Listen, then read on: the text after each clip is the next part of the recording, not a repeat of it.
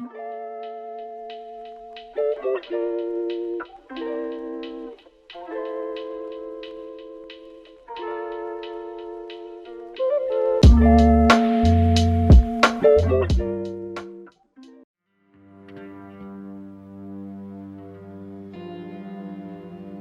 has laid bare the capitalist dystopia in which we are already living. If 2020 has taught us anything, it is that the current economic and political system is blocking our ability to solve humanity's urgent problems. As we turn our backs with relief on 2020, we can't help but ask ourselves, what does the future hold? Is 2021 likely to bring us some respite?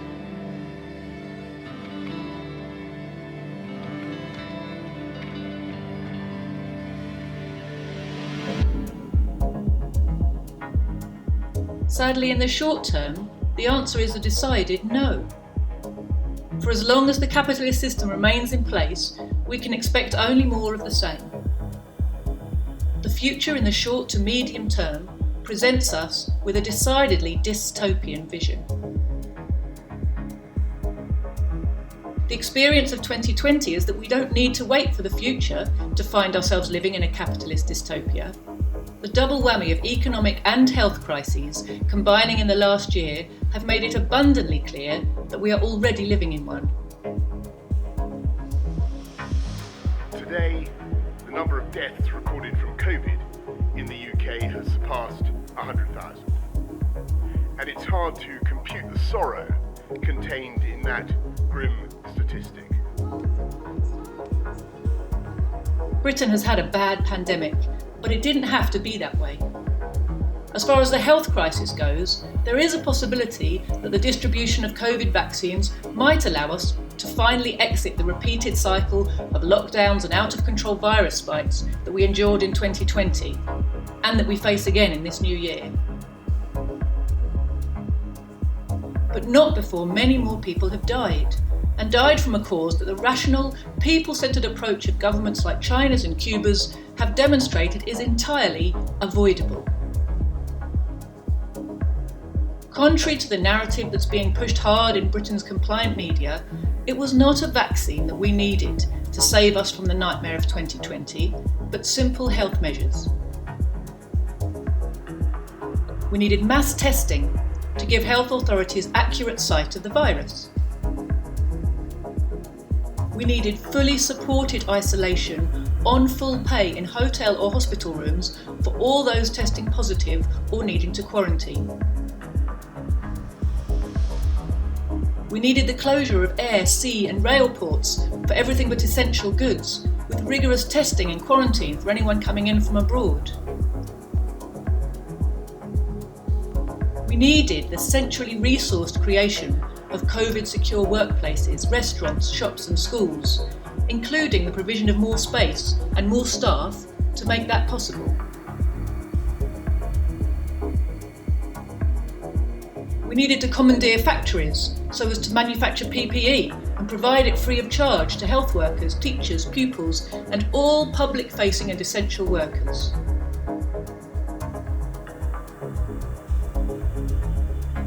We needed to commandeer private hospitals and their staff in order to provide extra bed space and staffing capacity to the underfunded and undermanned NHS.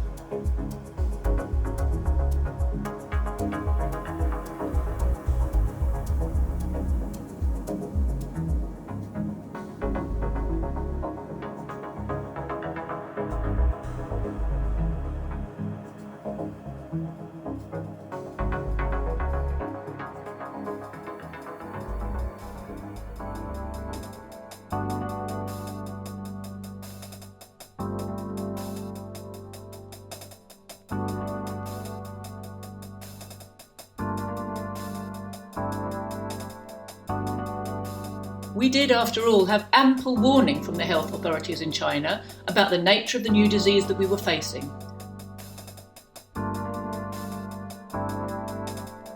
Not only did China identify the virus and sequence its genome, it was also able very early on to provide the world with comprehensive handbooks detailing best practice for treatments, for hospital protocols, and for isolating the virus from the wider population. It is a sign of our leaders' arrogance and stupidity that they were unable to learn from China's experience. When they could have been pulling out all the stops in a national effort to prepare Britain for the arrival of COVID-19 on our shores, our rulers were more interested in scoring cheap propaganda points, branding China's government as brutal and authoritarian for finding it necessary to impose a local, not national, lockdown in Wuhan as people there battled to get control of a rapidly spreading and unknown viral pneumonia. That hubris appears doubly shameful looking back on it now.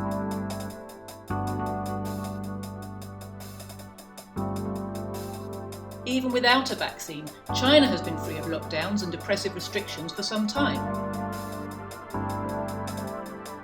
Parties and large sporting and musical events marked the lifting of restrictions in Wuhan. Britain, on the other hand, is entering a third national lockdown, having at no point come close to getting the virus under control.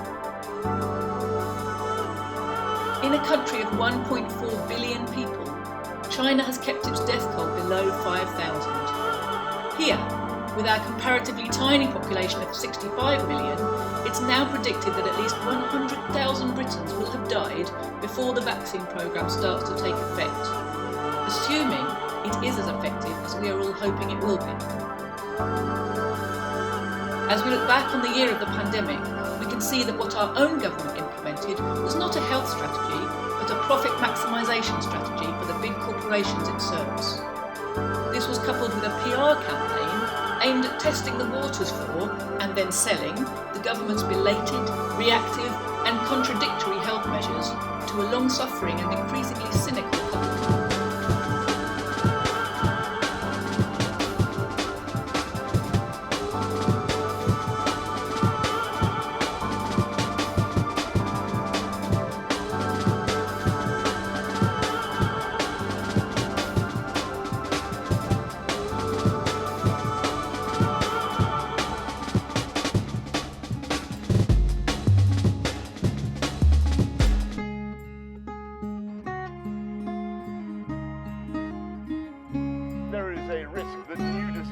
Such as coronavirus will trigger a panic and a desire for market segregation that go beyond what is medically rational to the point of doing real and unnecessary economic damage.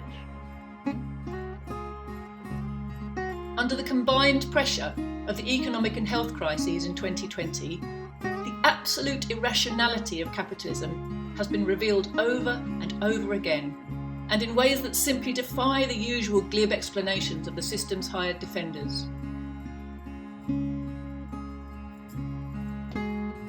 How can we now justify the poverty pay and routine maltreatment of the key workers who have proved so indispensable to keeping the country going?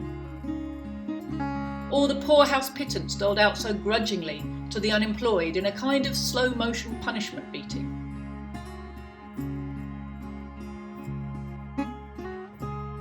How can we justify the huge and widening gulf of inequality that is exacerbating every aspect of the pandemic, from people's ability to isolate when they come into contact with the virus, to their likelihood of dying if they catch it?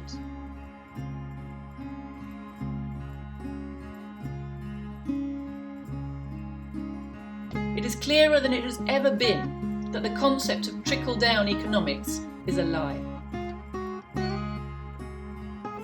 It is the poor who pay the rich, all day and every day, with their work and through their taxes. In doing so, they get poorer, while those at the top amass obscene wealth on an unprecedented, unimaginable and unjustifiable scale.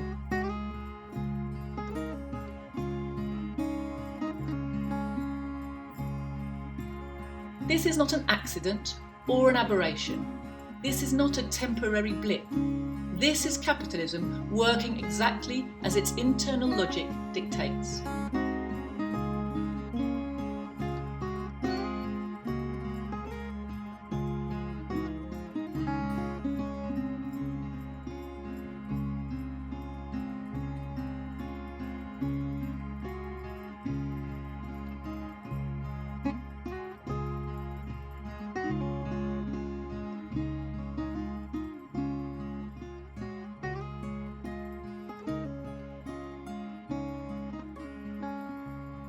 capitalism that is today ensuring that our society is fairer, juster, more happy, and, wait for it, more equal. COVID did not create unemployment, poverty and inequality, which are unavoidable byproducts of the anarchic capitalist system of production for profit, but it has exacerbated and exposed them both as never before. COVID did not create the problems in the health service, which has suffered 1,000 cuts at the hands of privateers and profiteers for decades, but it has exacerbated and exposed them as never before. COVID did not create the crisis in the nation's physical and mental health or the breakdown in our communities, but it has exacerbated and exposed those crises as never before.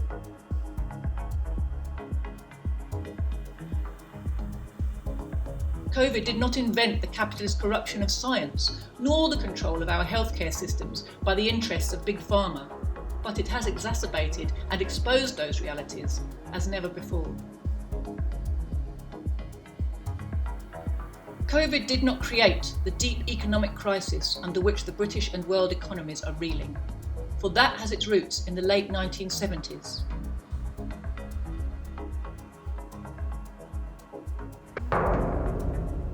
How much have you got left in there? None.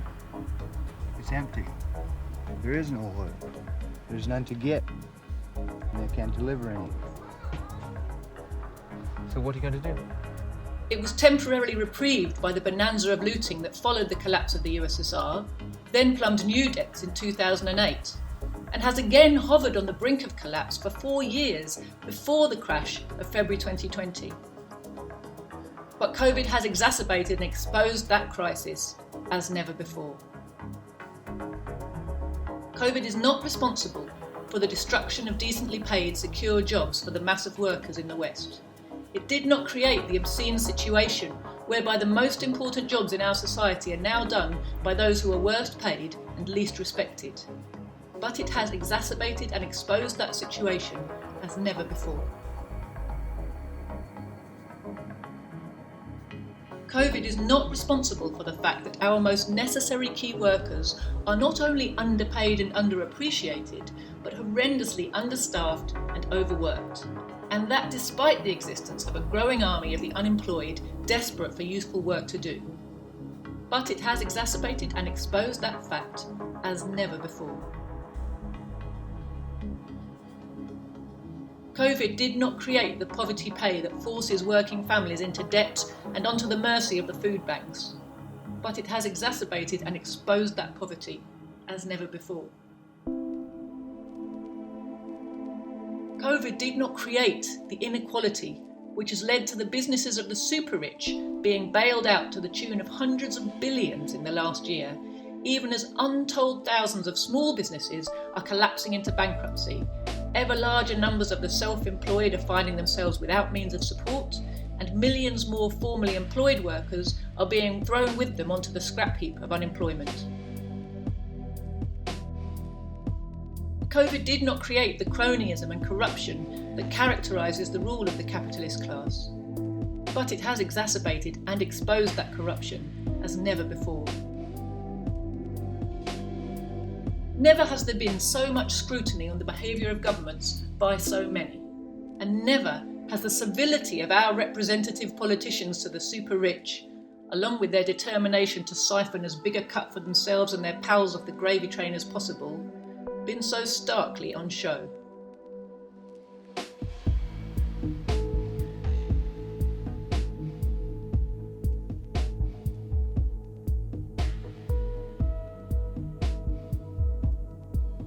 To the problem of unemployment, the capitalists can only shrug and argue over whether or not to provide some support to those who are left without work, and how far above starvation level that subsidy should be fixed.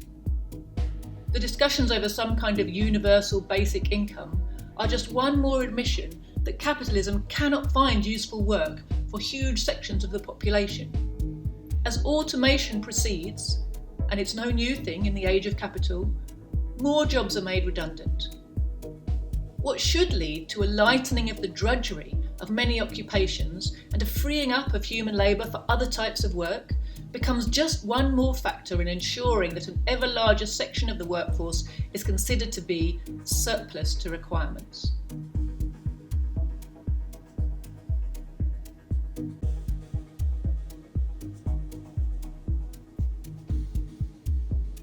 This squandering of human potential and wasting of human lives is the most shameful aspect of our capitalist society. The most pressing proof of the need for its replacement by a system that will allow all to work for the common good, to contribute to social life and to live in dignity.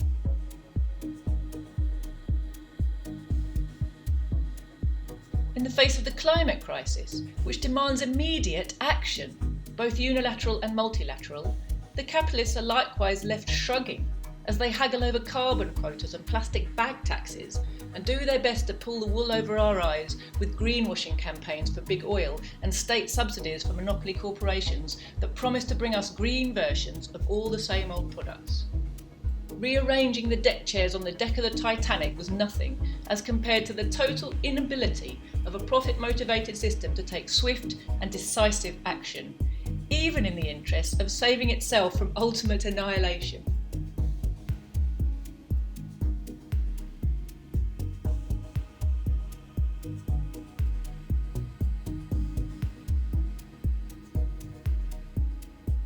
At every turn, what maximises profit for an individual business today triumphs over what will benefit society in the long term.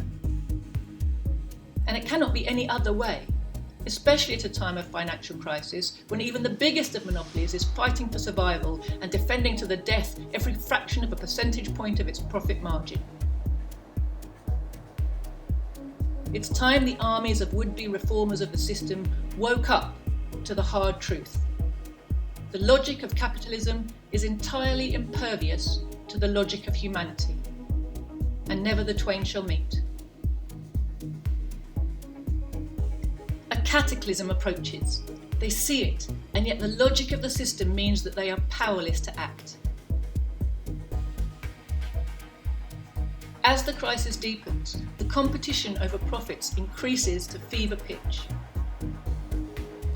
In the end, the only option left to our rulers is to drive us into the conflagration of another calamitous war. Not because they are particularly bloodthirsty individuals, but because the need to maximise profits and win the battle of competition dictates that they need to control access to markets, control sources of raw materials, and stamp out any resistance to their domination. السلام كان هنا، السلام كان يحم هنا، الفرحة والبسمة الأطفال كانت هنا. انتهت، راحت نتيجة الحرب.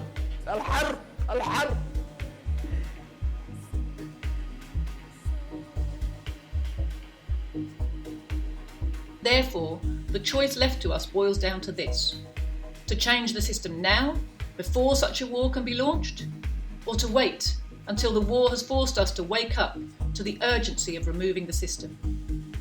Dystopia is here, right now, but it doesn't have to be our future. The choice is ours.